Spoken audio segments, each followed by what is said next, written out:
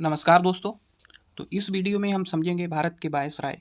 इससे पहले की वीडियो में हम देख चुके हैं कि बंगाल के गवर्नर और बंगाल के गवर्नर जनरल और भारत के गवर्नर जनरल। तो इस वीडियो में आप देख सकते हैं कि भारत के वायसराय कौन कौन बने। और तो आइए सीधे स्टार्ट करते हैं वीडियो को। तो सबसे पहले यहाँ पर देख सकते हैं कि जो भारत का गवर्नर जनरल था उसी को बना दिया गया वायसराय। जो बंगाल का गवर्नर था, बंगाल के गवर्नर को बंगाल का गवर्नर जनरल बनाया गया और बंगाल के गवर्नर जनरल को भारत का गवर्नर जनरल और भारत के गवर्नर जनरल को ही भारत का वायसराय बना दिया गया। तो इस प्रकार भारत का प्रथम वायसराय कौन हुआ, यहाँ पर देख सकते हैं कि लॉर्ड कैनिंग। लॉर्ड कैनिंग जो था वो भारत का प्रथम वायसराय हुआ और लॉर्ड कैनिंग का कार्यकाल कब से कब तक है, 1856 से 62 ईस्वी तक। 1856 से 62 ईस्वी तक। और यहाँ पर कुछ इंपॉर्टेंट पॉइंट्स देख सकते हैं कि प्रथम वायसराय था ये, भारत का प्रथम वायसराय। और दूसरा पॉइंट है कि 1857 की क्रांति या जो 1857 का विद्रोह था वो इसके समय की एक महत्वपूर्ण घटना थी। और इस विद्रोह के बाद क्या हुआ कि प्रशासनिक सुधार के अंतर्गत भारत का भारत का शासन जो था वो कंपनी के हाथों से सीधे किसके हाथ में चला गया, ब्रिटिश सरकार के हाथ में चला गया। क्या हुआ इस विद्रोह के बाद, जो प्रशासनिक सुधार के अंतर्गत जो भारत का शासन था वो कंपनी के हाथों से सीधे किसके चला गया, ब्रिटिश सरकार के हाथ में चला गया। ये बात आपको याद रखनी है कि ब्रिटिश सरकार के हाथ में चला गया। आगे समझते हैं। अगला पॉइंट है कि भारत शासन अधिनियम 1858। भारत शासन अधिनियम 1858 के तहत क्या हुआ, जो मुगल सम्राट का पद था उसे समाप्त कर दिया गया। किसे, भारत शासन अधिनियम 1858 के तहत जो मुगल सम्राट का पद था उसे समाप्त कर दिया गया। और मैकाले द्वारा एक जो दंड संहिता बनाई गई, प्रारूपित दंड संहिता 1858 में उसे कानून बना दिया गया। और 1859 ईस्वी में अपराध विधान संहिता लागू की गई। जो मैकाले द्वारा जो दंड संहिता बनाई गई उसे कानून बना दिया गया और 1859 में अपराध विधान दंड संहिता लागू की गई। और जो डलहौजी का व्यपगत सिद्धांत था यानी राज्य विलय की जो नीति थी उसे समाप्त कर दिया गया। और यहाँ पर देख सकते हैं कि भारतीय दंड संहिता आईपीसी की स्थापना 1860, यानी जो आईपीसी की स्थापना हुई वो लॉर्ड कैनिंग के समय हुई थी। कब हुई थी, 1860 में। और 1861 में क्या हुआ था कि इंडियन काउंसिल एक्ट पारित हुआ। कब, 1861 में इंडियन काउंसिल एक्ट पारित हुआ तथा पोर्टफोलियो प्रणाली लागू की गई।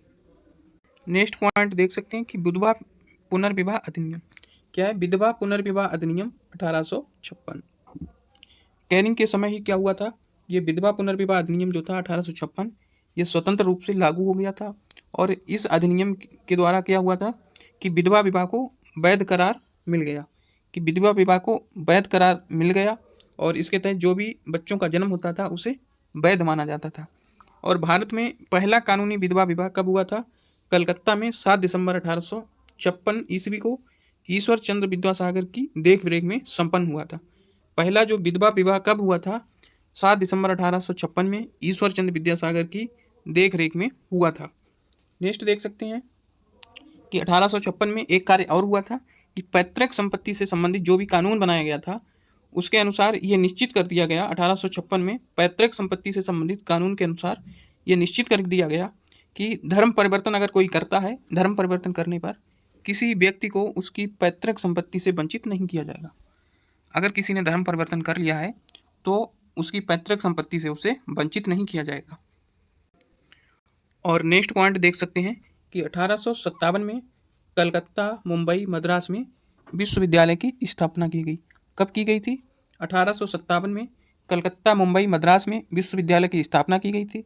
और 1857 में ही कैनिंग के समय में ही जो महालेखा परीक्षक का जो पद है, इसमें सीएजी जो आप पढ़ते होंगे, तो वो महालेखा परीक्षक का पद का सृजन 1857 में किया गया था। और जो स्वतंत्रता के बाद यानी 1947 के बाद उसे नियंत्रक एवं महालेखा परीक्षक कहा गया। तो इसी जो महालेखा परीक्षक को स्वतंत्रता के बाद नियंत्रक एवं महालेखा परीक्षक यानी सीएजी कहा गया। तो ये लॉर्ड कैनिंग भारत के प्रथम वायसराय से संबंधित कुछ इंपॉर्टेंट पॉइंट्स थे। और इसी क्रम में नेक्स्ट देखते हैं कि अगला वायसराय कौन हुआ। तो नेक्स्ट यहाँ पर आपके सामने है लॉर्ड मेयो। लॉर्ड मेयो का कार्यकाल है 1869 से 1872 ईस्वी। कार्यकाल 1869 से 1872 ईस्वी। और देख सकते हैं कि लॉर्ड मेयो ने क्या किया था, मेयो कॉलेज की स्थापना की थी 1872 में। कहाँ की थी? अजमेर में। अजमेर में मेयो कॉलेज की स्थापना की और कृषि विभाग की स्थापना की 1872 में।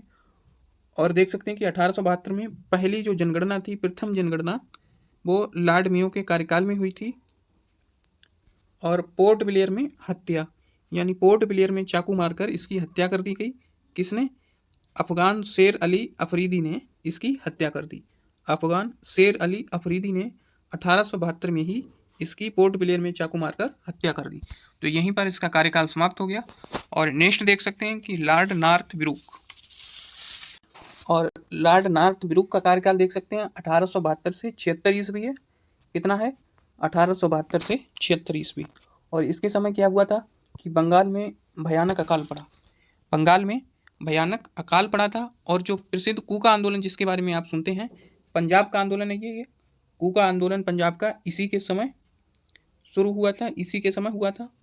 और ये तीसरा पॉइंट देख सकते हैं कि सुएज नहर व्यापार, सुएज नहर से व्यापार होने लगा। इसके समय जो सुएज नहर थी उसको ओपन कर दिया गया, जिससे भारत और ब्रिटेन के बीच व्यापार में वृद्धि हुई। तो ये इसके समय के इंपॉर्टेंट पॉइंट थे। और इसका कार्यकाल यहीं पर समाप्त करके नेक्स्ट आपके सामने आ जाता है लॉर्ड लिटन। और लॉर्ड लिटन का कार्यकाल देख सकते हैं 1876 से 1880, ये इंपॉर्टेंट है, 1876 से 1880। और लॉर्ड लिटन जो था वो एक निबंध लेखक भी था और साहित्यकार भी था और उपन्यासकार भी था। और साहित्यकार होने के कारण इसे ओवन मेरिडिथ के नाम से जाना जाता था। किसे? लॉर्ड लिटन को ओवन मेरिडिथ नाम से जाना जाता था, क्योंकि ये साहित्यकार था और निबंध भी लिखता था और उपन्यासकार भी था। और इसके समय क्या हुआ कि बम्बई, मद्रास, पंजाब, मध्य भारत आदि में जो था भयानक अकाल पड़ा। कहाँ कहाँ? बम्बई, मद्रास, हैदराबाद, पंजाब और मध्य भारत में। और यहाँ पर पहला पॉइंट देख सकते हैं कि 1878 में प्रथम अकाल आयोग की नियुक्ति रिचर्ड स्ट्रेची। तो ये रिचर्ड स्ट्रेची क्या है कि लिटन ने क्या किया था, रिचर्ड स्ट्रेची की अध्यक्षता में 1878 में, ये लिखा हुआ है यहाँ पर, 1878 में एक अकाल आयोग की नियुक्ति की थी। और बर्नाकुलर प्रेस एक्ट के बारे में आप सुना होगा आपने। तो बर्नाकुलर प्रेस एक्ट 1978 द्वारा भारतीय समाचार पत्रों पर प्रतिबंध लगा दिया गया। क्या किया गया कि 1878 का जो बर्नाकुलर प्रेस एक्ट था उसके द्वारा भारतीय समाचार पत्रों पर कठोर प्रतिबंध लगा दिया गया। और इस कानून का प्रतिबंध क्या था कि इसका प्रावधान यह था कि अगर किसी अखबार में कोई आपत्तिजनक चीज़ छापी जाती है, किसी अखबार में कोई आपत्तिजनक चीज़ छपती है, तो सरकार उसकी प्रिंटिंग प्रेस सहित सारी संपत्ति जब्त कर लेगा। ये जो बर्नाकुलर प्रेस एक्ट था, इस पर अखबारों पर प्रतिबंध लगाया गया। और प्रावधान क्या किया गया कि अगर कोई आपत्तिजनक ऐसी कोई भी चीज़ छपती है तो सरकार उसकी प्रिंटिंग प्रेस सहित सारी संपत्ति जब्त कर लेगी। नेक्स्ट देख सकते हैं कि भारतीय शस्त्र अधिनियम 1978 क्या है? भारतीय शस्त्र अधिनियम 1978 द्वारा शस्त्र रखना अपराध था। इसके अकॉर्डिंग कि जो भारतीय शस्त्र अधिनियम है, तो शस्त्र रखना अपराध था। और इसके लिए रखने के लिए क्या होना चाहिए? लाइसेंस अनिवार्य बना दिया कि जिसके पास लाइसेंस है वही शस्त्र रख सकता है। नेक्स्ट देख सकते हैं कि सिविल सेवा में परीक्षा की आयु 21 वर्ष से घटाकर 19 वर्ष की, कितनी? 21 वर्ष से घटाकर 19 वर्ष कर दी थी लॉर्ड लिटन ने। नेक्स्ट देख सकते हैं कि साहित्य जगत में ओवन मेरिडिथ नाम से प्रसिद्ध, जो अभी हमने यहाँ पर बताया कि साहित्यकार होने के कारण इसे ओवन मेरिडिथ नाम से जाना जाता था। और लिटन ने एक काम और किया कि अलीगढ़ में एक मुस्लिम एंग्लो प्राच्य महाविद्यालय की स्थापना की। कहाँ की? अलीगढ़ में मुस्लिम एंग्लो प्राच्य महाविद्यालय की स्थापना की। किसने? लॉर्ड लिटन ने।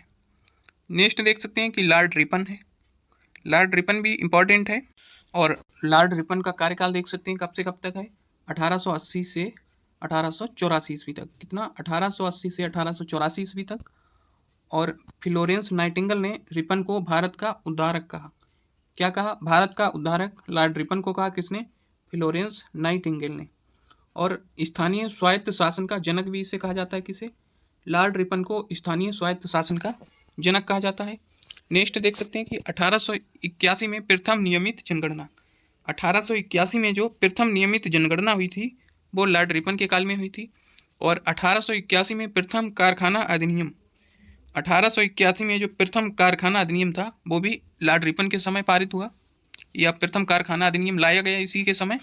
और इस अधिनियम में क्या प्रावधान था कि 7 वर्ष से कम आयु के बच्चों को काम करने नहीं दिया जाता था। उस पर प्रतिबंध था कि 7 वर्ष से जो कम आयु के बच्चे हैं उन्हें काम करना नहीं दिया जाएगा, और 7 से 12 वर्ष के श्रमिकों के लिए 9 से अधिक घंटे कार्य कराया जाना प्रतिबंध था। कि 7 वर्ष से जो कम है उन्हें तो काम ही नहीं करने दिया जाएगा, और जो 7 से 12 वर्ष के श्रमिक जो हैं उन्हें 9 घंटे से अगर अधिक कार्य कराया जाता है तो उस पर प्रतिबंध लगा दिया उसने कि उससे अधिक नहीं कर सकते। और ये जो एक्ट था वो चाय, कॉफ़ी और नील की खेती पर लागू नहीं होता था। मतलब बकाया जो खेती थी उस पर तो करवा सकते थे, लेकिन उस पर मतलब लागू होता था, और चाय और कॉफ़ी और नील की खेती में लागू नहीं होता था। और रिपन के समय हंटर कमीशन देख सकते हैं कि 1882 में हंटर कमीशन ये प्राथमिक शिक्षा से संबंधित था, और रिपन के समय जो शैक्षिक सुधारों से संबंधित था ये, तो इसमें हंटर कमीशन का गठन किया गया। किसकी अध्यक्षता में? रिपन की अध्यक्षता में। और विलियम हंटर की अध्यक्षता में ये आयोग गठित किया गया था। विलियम हंटर के नाम से ही हंटर कमीशन इसका नाम रख दिया गया। और नेक्स्ट देख सकते हैं कि बर्नाकुलर प्रेस एक्ट को समाप्त कर दिया गया। जो 1882 का बर्नाकुलर प्रेस एक्ट था उसे समाप्त कर दिया गया। और इल्बर्ट बिल विवाद 1884 के कारण त्यागपत्र देना पड़ा इसे। किसे? लॉर्ड रिपन को। जो 1884 का इल्बर्ट बिल विवाद जो 1884 ईस्वी का था, इसी इल्बर्ट बिल विवाद के कारण इसे त्यागपत्र देना पड़ा। नेक्स्ट देखते हैं। नेक्स्ट आपके सामने है लॉर्ड कर्जन। और बीच में और भी वायसराय रहे, लेकिन वो इतने इंपॉर्टेंट नहीं है। जो इंपॉर्टेंट है उनको यहाँ पर हम देख ही रहे हैं। तो लॉर्ड कर्जन का कार्यकाल देख सकते हैं कब से कब तक है, 1899 से 1950 ईस्वी। लॉर्ड कर्जन का कार्यकाल है 1899 से 1905 ईस्वी तक। और सर्वाधिक अलोकप्रिय वायसराय है ये। लोकप्रिय नहीं, सर्वाधिक अलोकप्रिय वायसराय है, क्योंकि इसने ऐसे ऐसे काम किए हैं कि 1901 में सिंचाई आयोग, रेलवे आयोग की स्थापना की इसने। 1902 ईस्वी में पुलिस आयोग एवं टॉमस रैले की अध्यक्षता में विश्वविद्यालय आयोग की स्थापना की। और 1904 ईस्वी में भारतीय विश्वविद्यालय अधिनियम पारित किया। और 1905 में क्या किया? बंगाल का विभाजन कर दिया इसने।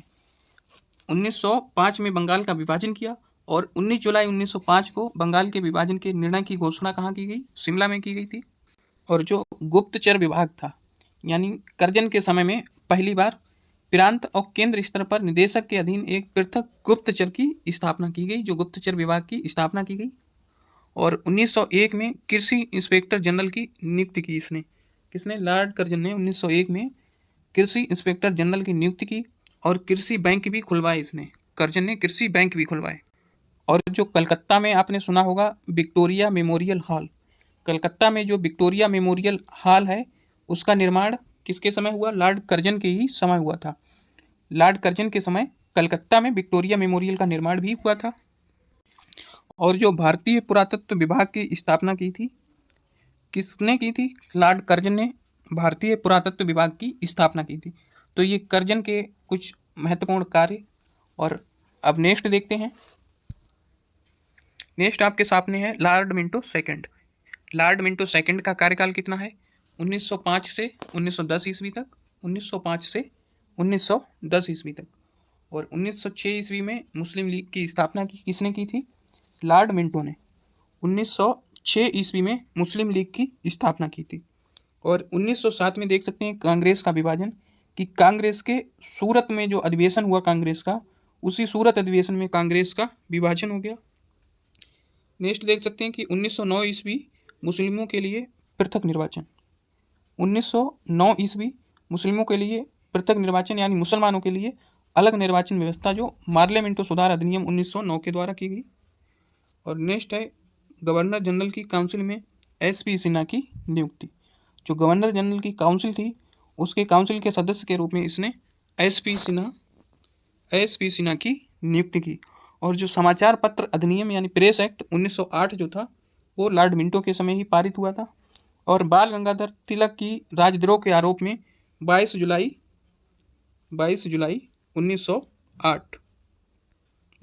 1908 को गिरफ्तारी एवं 6 वर्ष की सजा हुई थी।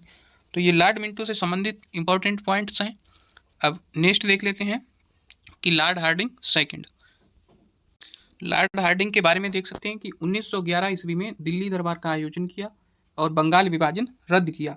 कि जो 12 दिसंबर 1911 में दिल्ली में इसने क्या किया था कि एक दरबार का आयोजन किया था और जो बंगाल विभाजन था उसे रद्द कर दिया गया। नेक्स्ट देख सकते हैं कि 1912 में दिल्ली को राजधानी बनाया। किसने? लॉर्ड हार्डिंग ने 1912 में दिल्ली को भारत की राजधानी बनाया। और इसके समय क्या हुआ था कि जो 1914 से 18 तक जो प्रथम विश्व युद्ध चला वो इसी के समय प्रारंभ हुआ था। 1914 में लॉर्ड हार्डिंग के समय प्रथम विश्व युद्ध प्रारंभ हुआ था। और नेक्स्ट देख सकते हैं कि 1916 ईस्वी में BHU की स्थापना, जो बनारस हिंदू यूनिवर्सिटी की जो स्थापना थी वो लॉर्ड हार्डिंग के समय हुई थी। और लॉर्ड हार्डिंग को BHU का कुलाधिपति नियुक्त किया गया। जो बनारस हिंदू विश्वविद्यालय का है इसका कुलाधिपति लॉर्ड हार्डिंग को बनाया गया। और नेक्स्ट देखते हैं कि चेम्सफोर्ड का कार्यकाल देख सकते हैं 1916 से 1921। चेम्सफोर्ड का कार्यकाल है 1916 से 21। और पहला देख सकते हैं कि 1916 होम रूल आंदोलन। 1916 में होम रूल आंदोलन शुरू हुआ इसी के समय। और 1916 में जो पूना में महिला विश्वविद्यालय की स्थापना की थी। और 1917 में देख सकते हैं कि सैंडलर आयोग का गठन हुआ था। 1917 में सैंडलर आयोग का गठन हुआ। और जो आपने सुना होगा कि 1917 के सुधारों की घोषणा जो मॉन्टेगू घोषणा के नाम से जिसे जानते हैं कि मॉन्टेगू चेम्सफोर्ड सुधार या 1917 के सुधार की घोषणा के नाम से जानते हैं। नेक्स्ट देख सकते हैं कि 1919 रोलट एक्ट पारित, जलियांवाला बाग हत्याकांड 13 अप्रैल 1919 और खिलाफत आंदोलन। ये इसके समय की महत्वपूर्ण घटनाएं थीं कि जलियांवाला बाग हत्याकांड हुआ था इसी समय और रोलट एक्ट पारित हुआ था। और खिलाफत आंदोलन जो गांधी जी का था, खिलाफत आंदोलन और असहयोग आंदोलन वो चेम्सफोर्ड के समय शुरू हुआ था। कौन कौन सा? खिलाफत आंदोलन और असहयोग आंदोलन, ये दोनों ही चेम्सफोर्ड के समय शुरू हुए थे। और रोलट एक्ट और जलियांवाला बाग हत्याकांड भी चेम्सफोर्ड के समय की महत्वपूर्ण घटना है। और देख सकते हैं कि 1920 का असहयोग आंदोलन और 1920 में कम्युनिस्ट पार्टी का गठन। जो 1920 में कम्युनिस्ट पार्टी का गठन किसने किया था? मानवेंद्र नाथ राय ने 1920 में कम्युनिस्ट पार्टी का गठन किया था। और जो तृतीय अफगान युद्ध था वो भी चेम्सफोर्ड के समय ही हुआ था। तो ये चेम्सफोर्ड से संबंधित पॉइंट। नेक्स्ट देखते हैं लॉर्ड इरविन का कार्यकाल देख सकते हैं 1926 से 1931 ईस्वी तक। इरविन का कार्यकाल है 1926 ईस्वी से 1931 ईस्वी। और जो साइमन कमीशन 1928 ईस्वी में कहाँ पहुँचा? बम्बई पहुँचा।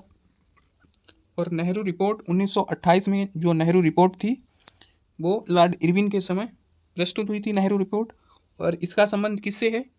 आपको बता दें कि इसका संबंध जवाहरलाल नेहरू से नहीं, नेहरू रिपोर्ट का संबंध है मोतीलाल नेहरू से। नेक्स्ट देख सकते हैं कि 5 मार्च 1931 को गांधी इरविन समझौता हुआ था। और इससे पहले 5 मई 1930 को गांधी जी को गिरफ्तार कर लिया गया। और 5 मार्च 1931 में गांधी इरविन समझौता हो गया। और जो गोल मेज सम्मेलन 1930-31 ईस्वी में 30, 31 और 32 ईस्वी में गोल मेज सम्मेलन हुए थे। नेक्स्ट देख सकते हैं कि लॉर्ड लिनलिथगो के बारे में इंपॉर्टेंट पॉइंट यहाँ पर देख सकते हैं कि 22 दिसंबर 1936 ईस्वी को मुस्लिम लीग ने मुक्ति दिवस मनाया। जो मुस्लिम लीग थी उसने 22 दिसंबर 1936 को मुक्ति दिवस मनाया। और 1939 को कांग्रेस मंत्रिमंडल द्वारा त्यागपत्र दे दिया गया। 1939 ईस्वी में क्या हुआ कि जो कांग्रेस मंत्रिमंडल थी उसके द्वारा त्यागपत्र दे दिया गया। और द्वितीय विश्व युद्ध 1939 से 45, जो द्वितीय विश्व युद्ध था वो लॉर्ड लिनलिथगो के समय हुआ था 1939 से 1945 के बीच। और जो अगस्त प्रस्ताव आपने सुना होगा 1940 ईस्वी में, जो 1940 ईस्वी में अगस्त प्रस्ताव आया था वो लॉर्ड लिनलिथगो के समय आया था। और जो 1942 में क्रिप्स मिशन आया था, 1942 में क्रिप्स मिशन वो भी लॉर्ड लिनलिथगो के समय ही आया था। और नेक्स्ट देख सकते हैं 1940 में ब्रिटेन में चर्चिल प्रधानमंत्री बने। जो पहली बार चर्चिल जो थे वो ब्रिटेन में प्रधानमंत्री बने, कब? 1940 ईस्वी में। और नेक्स्ट देख सकते हैं कि भारत छोड़ो आंदोलन 1942, इसी के समय 9 अगस्त 1942 को कांग्रेस ने भारत छोड़ो आंदोलन प्रारंभ कर दिया। और 1943 ईस्वी में बंगाल में फिर से भयानक अकाल पड़ा, कब? 1943 ईस्वी में। नेक्स्ट देखते हैं कि लॉर्ड बेबल के बारे में आपने पढ़ा ही होगा, और इसका कार्यकाल है 1943 से 1947 ईस्वी। इतना 1943 से 1947 ईस्वी लॉर्ड बेबल का कार्यकाल है। और यहाँ पर देख सकते हैं कि 1946 में नौसैनिक विद्रोह लॉर्ड बेबल के समय हुआ था। कब हुआ था? 1946 में नौसैनिक विद्रोह लॉर्ड बेबल के समय हुआ था। और 16 अगस्त 1946 को मुस्लिम लीग ने सीधी कार्यवाही दिवस मनाया। मुस्लिम लीग ने सीधी कार्यवाही दिवस कब मनाया? 16 अगस्त 1946 को। और 1946 में कैबिनेट मिशन भारत आया। इसमें कन्फ्यूजन नहीं करना है कि क्रिप्स मिशन भारत कब आया? 1942 में। क्रिप्स मिशन भारत कब आया था? 1942 में। और कैबिनेट मिशन भारत कब आया? 1946 में। बस 4 साल का डिफरेंस है। पहले 1942 में क्रिप्स मिशन भारत आया और 1946 में कैबिनेट मिशन भारत आया। और संविधान सभा का गठन जो हुआ था वो लॉर्ड बेबल के समय हुआ था। किसका? संविधान सभा का गठन। नेक्स्ट देख सकते हैं कि लॉर्ड माउंटबेटन है। लॉर्ड माउंटबेटन इंपॉर्टेंट है क्योंकि ये भारत का अंतिम वायसराय था। भारत का अंतिम वायसराय था। और यहाँ पर देख सकते हैं कि अंतिम गवर्नर जनरल था लॉर्ड माउंटबेटन, जो भारत का अंतिम गवर्नर जनरल था। और लॉर्ड माउंटबेटन ने क्या किया कि 3 जून 1947 को अपने नाम से ही माउंटबेटन योजना घोषित की। और इसमें क्या था कि भारत विभाजन शामिल था। जो माउंटबेटन योजना थी उसमें भारत का विभाजन शामिल था। और माउंटबेटन योजना देख सकते हैं कि 3 जून 1947 के तहत भारत को स्वतंत्रता प्राप्त हुई, यानी स्वतंत्रता मिली। कब मिली? 15 अगस्त 1947 को। जो माउंटबेटन योजना थी 3 जून 1947 की, इसी योजना के तहत भारत को स्वतंत्रता मिली। और कब मिली? 15 अगस्त 1947 को। और स्वतंत्र भारत का प्रथम गवर्नर जनरल कौन बना? Lord Mountbatten. देख सकते हैं कि अंतिम गवर्नर जनरल भी था ये, और स्वतंत्र भारत का प्रथम गवर्नर जनरल था। नेक्स्ट देख सकते हैं कि चक्रवर्ती राजगोपालाचार्य। अंत में चक्रवर्ती राजगोपालाचार्य का कार्यकाल है 1948 से 1950 ईस्वी तक। और ये स्वतंत्र भारत के प्रथम एवं अंतिम भारतीय गवर्नर जनरल थे। चक्रवर्ती राजगोपालाचार्य जो थे वो स्वतंत्र भारत के प्रथम एवं अंतिम भारतीय गवर्नर जनरल थे। तो ये भारत के, आपने सभी बंगाल के और भारत के गवर्नर जनरल और वायसराय को समझा। और ये वीडियो आपके एग्जाम के लिए बहुत ही इंपॉर्टेंट है, तो इन वीडियो को कृपया स्किप ना करें, जिससे आपका ही लाभ है और आने वाले क्वेश्चन को आप सही कर पाएँ। तो आप सभी को बहुत बहुत शुभकामनाएं। धन्यवाद। जय हिंद।